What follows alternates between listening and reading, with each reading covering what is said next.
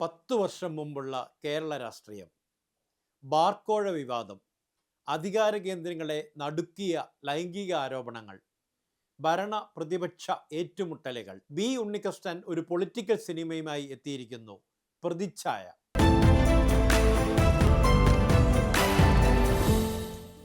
പ്രതിച്ഛായ എന്ന സിനിമ ഒരു രാഷ്ട്രീയ കുടുംബത്തിൻ്റെ കഥയായി തുടങ്ങുന്നെങ്കിലും അത് വേഗത്തിൽ തന്നെ അധികാരത്തിന് പിന്നിലെ കാണാക്കഥകളെ തുറന്നു കാട്ടുന്ന ഒരു ദൃശ്യ പ്രസ്താവനയായി മാറുന്നുണ്ട്.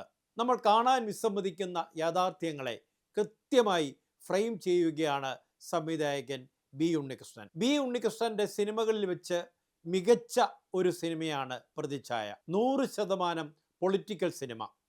അതിൽ കുടുംബ ബന്ധങ്ങളെ കൂടി ചേർത്ത് വെച്ചതാണ് പ്രതിച്ഛായയുടെ പ്രത്യേകത.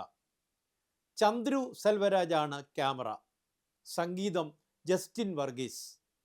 മുഖ്യമന്ത്രി KN വർഗീസായുള്ള ബാലചന്ദ്ര മേനോൻ്റെ പകർന്നാട്ടം ലളിതവും മനോഹരവുമാണ്. ഇളയ മകൻ ജോൺ വർഗീസ് നിവിൻ പോളിയാണ്. സർവം മായയ്ക്ക് ശേഷം വ്യത്യസ്തമായൊരു വേഷം. അനായാസമാണ് നിവിൻ്റെ പ്രകടനം. നിഷാന്ത് സാഗറിൻ്റെ ടോബി വർഗീസ് MP-യും ഹരിശ്രീ അശോകൻ്റെ KPNC പാർട്ടിയുടെ സംസ്ഥാന പ്രസിഡന്റ് പുരുഷോത്തമനും സബിത ആനന്ദിൻ്റെ അന്നമ്മ എന്ന മുഖ്യമന്ത്രി KN വർഗീസിൻ്റെ ഭാര്യാവേഷവും ശ്രദ്ധേയമായിട്ടുണ്ട്. ഷർഫുദ്ദീൻ ഓരോ ചിത്രം കഴിയുമ്പോഴും തിളങ്ങി വരികയാണ്. രവി മാധവൻ എന്ന വില്ലൻ വേഷത്തെ അതിൻ്റെ സമഗ്രതയിൽ അവതരിപ്പിക്കാൻ ഷർഫുദ്ദീന് കഴിഞ്ഞിട്ടുണ്ട്. സായി കുമാറിൻ്റെ NB ജയദേവനും മനസ്സിൽ നിറഞ്ഞു നിൽക്കുന്നു.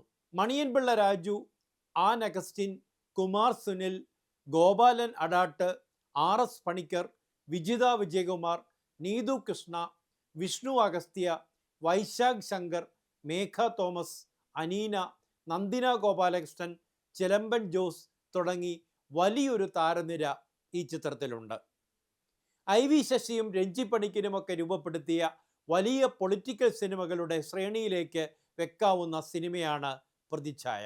മുഖ്യമന്ത്രി KN വർഗീസായി ബാലചന്ദ്ര മേനോൻ എത്തുമ്പോൾ അധികാരത്തിൻ്റെ ഭാരം എന്താണെന്ന് സിനിമ നമ്മളെ അനുഭവിപ്പിക്കുന്നുണ്ട്. ആരോപണങ്ങളുടെ വലയത്തിൽ കുടുങ്ങുന്ന ഒരു നേതാവിൻ്റെ രാഷ്ട്രീയവും വ്യക്തിജീവിതവും തമ്മിലുള്ള രേഖ എത്ര വേഗത്തിൽ മായുന്നു എന്നത് അദ്ദേഹത്തിൻ്റെ പ്രകടനം സൂക്ഷ്മമായി പകർത്തുന്നുണ്ട്. അതേസമയം മകൻ ജോണായി നിവിൻ പോളി സിനിമയുടെ ഒരു മുന്നേറ്റ ശക്തിയായി മാറുന്നുണ്ട്. ഈ സിനിമയിൽ ആക്ഷൻ ഒരു ഫിസിക്കൽ കോൺഫ്രണ്ടേഷൻ അല്ല. ഇൻഫർമേഷൻ, ഇമേജ്, മീഡിയ എന്നിവയെ നിയന്ത്രിക്കുന്ന ബുദ്ധിപരമായ ഒരു പോരാട്ടമാണത്. സിനിമയുടെ ഏറ്റവും ശക്തമായ പാളി കോർപ്പറേറ്റുകൾ നിർമ്മിച്ച പുതിയ അധികാരഘടനയെക്കുറിച്ചുള്ള അതിൻ്റെ നിരീക്ഷണങ്ങളാണ്. കോർപ്പറേറ്റുകൾ ഒരു 6ാം എസ്റ്റേറ്റായി രൂപപ്പെട്ടിരിക്കുന്നു. അതായത് സമൂഹത്തെ നിയന്ത്രിക്കുന്ന കോർപ്പറേറ്റ് ശക്തികൾ ഇവിടെ ഒരു ആശയമായി മാത്രം നിലനിൽക്കാതെ ഓരോ സംഭവത്തിൻ്റെയും പിന്നിൽ പ്രവർത്തിക്കുന്ന അദൃശ്യ ശക്തിയായി മാറിയിരിക്കുന്നു. എന്തു ഭക്ഷിക്കണം, എന്തു പഠിക്കണം, ഏത് ജോലി തിരഞ്ഞെടുക്കണം എന്നതിൽ നിന്ന് ആരെ അധികാരമേൽപ്പിക്കണം, ഏത് നയങ്ങൾ നടപ്പിലാക്കണം എന്നതുവരെ കോർപ്പറേറ്റുകൾക്ക് സ്വാധീനം ചെലുത്താൻ കഴിയുന്ന ഒരു ലോകമാണ് സിനിമ സൂചിപ്പിക്കുന്നത്. കെനിയയിലൊക്കെ നടന്ന തെരഞ്ഞെടുപ്പ് ഇടപെടലിനെ കുറിച്ച് സിനിമ പറയുന്നുണ്ട്. വികസന പദ്ധതികൾ പോലും ജനങ്ങളുടെ ആവശ്യങ്ങൾക്കല്ല, മറിച്ച് നിക്ഷേപ താൽപ്പര്യങ്ങൾക്ക് അനുസൃതമായി രൂപകൽപ്പന ചെയ്യപ്പെടുന്നുവെന്ന കഠിനമായ സത്യം സിനിമ വരികൾക്കിടയിൽ പറയുന്നുണ്ട്. സോഷ്യൽ മീഡിയ ഈ നിയന്ത്രണത്തിൻ്റെ പ്രധാന ആയുധമായി പ്രത്യക്ഷപ്പെടുന്നു. അൽഗോരിതങ്ങൾ നിയന്ത്രിക്കുന്ന വിവരപ്രവാഹം, നുണകളെ സത്യമായി മാറ്റുന്ന ഒരു വേഗം, വ്യക്തികളെ ഇമേജാക്കി പാക്കേജ് ചെയ്യുന്ന രീതികൾ, ഇവയെല്ലാം സിനിമ അതിശയിപ്പിക്കുന്ന കൃത്യതയോടെ നമ്മിലേക്ക് സന്നിവേശിപ്പിക്കുന്നുണ്ട്. ഒരു ആരോപണം ഉയരുമ്പോൾ അത് സത്യമാണോ എന്നതിലല്ല കാര്യം, അതെങ്ങനെ കൂടുതൽ പേരിലേക്ക് പ്രചരിക്കുന്നു, ആരാണ് അതിനെ ആംപ്ലിഫൈ ചെയ്യുന്നത്, അതാരെ തകർക്കുന്നു എന്നതാണ് ഇക്കാലത്ത് നിർണായകം. ഇതാണ് പോസ്റ്റ് ട്രൂത്ത് കാലം. ഇവിടെ തെരഞ്ഞെടുപ്പുകൾ പോലും ഒരു തരത്തിൽ ഫാബ്രിക്കേറ്റ് ചെയ്യുന്ന നിർമ്മിതിയായി മാറിക്കഴിഞ്ഞു. ജനങ്ങൾ തീരുമാനിക്കുന്നില്ല, അവരുടെ തീരുമാനങ്ങളെ രൂപപ്പെടുത്തുന്ന സംവിധാനങ്ങളാണ് ഇന്ന് യഥാർത്ഥ ശക്തി. മീഡിയ, സോഷ്യൽ പ്ലാറ്റ്ഫോമുകൾ, കോർപ്പറേറ്റ് നരേറ്റീവുകൾ ഇവ ചേർന്ന് നിർമ്മിക്കുന്ന ഒരു റിയാലിറ്റിയിലാണ് ഇന്ന് രാഷ്ട്രീയം പോലും നീങ്ങുന്നത്. ഇതിനിടെ കുറേ സാധാരണ ജനങ്ങൾ കൊടികളും മുദ്രാവാക്യങ്ങളും വാഴ്ത്തലുകളും പൂജയും വെട്ടും കുത്തുമൊക്കെയായി തെരുവിൽ അലയുന്നുണ്ട്. വേറെ കുറേ പേർ 8 മണി ചന്തയിലെ വയലൻസ് നിറച്ച ചർച്ചകൾ വലിച്ചു കീറി സോഷ്യൽ മീഡിയയിൽ ഏറ്റുമുട്ടുന്നു. ആരൊക്കെയോ പ്ലാൻ ചെയ്യുന്ന തീയിലേക്ക് കൊതിച്ചു ചാടി ആത്മാഹുതി ചെയ്യുന്ന പാവം ഈയലുകൾ. ബി ഉണ്ണികൃഷ്ണൻ നിയന്ത്രിതവും കൃത്യവുമായ ഭാഷയിൽ ഇക്കാര്യങ്ങളെ ദൃശ്യവൽക്കരിക്കുന്നുണ്ട്. വലിയ ഫ്രെയിമുകളും നിശബ്ദതയും നിയന്ത്രിത സംഭാഷണങ്ങളും നിറയുന്ന ഒരു സിനിമ. കുടുംബ ബന്ധങ്ങളുടെ ലെയർ ഈ രാഷ്ട്രീയ കോർപ്പറേറ്റ് സംഘർഷത്തിന് മനുഷ്യസ്പർശം നൽകുന്നുണ്ട്.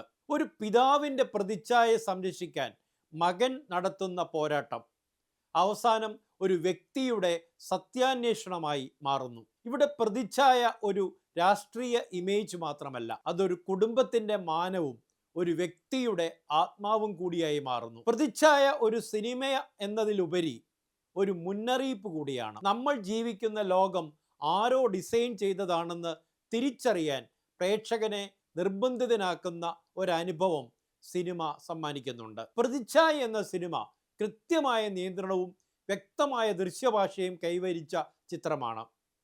ബി ഉണ്ണികൃഷ്ണൻ ഇവിടെ അമിത സ്റ്റൈലൈസേഷനിലേക്കോ നാടകീയ അതിശയോക്തികളിലേക്കോ വഴുതാതെ അധികാരത്തിൻ്റെ ഭാരം ഫ്രെയിമുകളിലൂടെ തന്നെ അനുഭവിപ്പിക്കുന്നുണ്ട്. ശൂന്യത നിറഞ്ഞ ഫ്രെയിമുകളിൽ കഥാപാത്രങ്ങളെ സ്ഥാപിക്കുന്നത് അവരുടെ ഒറ്റപ്പെടലും അസ്ഥിരതയും ജീവത്താകുന്നതിന് ഇടയാക്കുന്നുണ്ട്. പ്രത്യേക ലൈറ്റിങ്ങുകളും മ്യൂട്ടഡ് കളർ ടോണുകളും രാഷ്ട്രീയ തീവ്രതയ്ക്ക് ഒരു മൂടിപ്പിടിച്ച അന്തരീക്ഷം സമ്മാനിക്കുന്നുണ്ട്. ക്യാമറ നീക്കങ്ങൾ നിയന്ത്രിതവും ലക്ഷ്യബോധമുള്ളതുമാണ്. എഡിറ്റിങ്ങും ബാക്ക്ഗ്രൗണ്ട് സ്കോറും അനാവശ്യമായി ഉയർന്നു വരാതെ സീനുകളുടെ ഇമ്പാക്റ്റ് വർദ്ധിപ്പിക്കുന്ന പാകത്തിലാണ് ക്രമീകരിച്ചിരിക്കുന്നത്. പുതിയ കാലത്തെ സിനിമകളിൽ നാം കണ്ടുകൊണ്ടിരിക്കുന്നതിൽ നിന്നും വ്യത്യസ്തമായി ഒരു ഓൾഡ് സ്കൂളിൻ്റെ സിനിമയാണ് പ്രതിച്ഛായ. വ്യക്തമായ രാഷ്ട്രീയവും സിനിമയുടെ രാഷ്ട്രീയവും ഉള്ളിൽ നിറച്ച സംവിധായകനാണ് ബി ഉണ്ണികൃഷ്ണൻ. ഒരു ഫാമിലി പൊളിറ്റിക്കൽ ബ്ലെൻഡിൽ സിനിമയെ കൊണ്ടുപോയി നമ്മൾ സമൂഹം ഏറെ ഗൗരവത്തോടെ സമീപിക്കേണ്ട സിനിമയുടെ പ്രധാനപ്പെട്ട തീമിനെ അവസാന ഭാഗത്ത് വേണ്ടത്ര കോൺസെൻട്രേഷൻ ഇല്ലാതെ ഡൈല്യൂട്ട് ചെയ്തതായി ഒരു ഫീൽ നമുക്ക് വരുന്നുണ്ട്. കോർപ്പറേറ്റുകൾ സൃഷ്ടിക്കുന്ന പ്രതിച്ഛായയ്ക്ക് നമ്മൾ കൈയടിക്കും, ജയ് വിളിക്കും.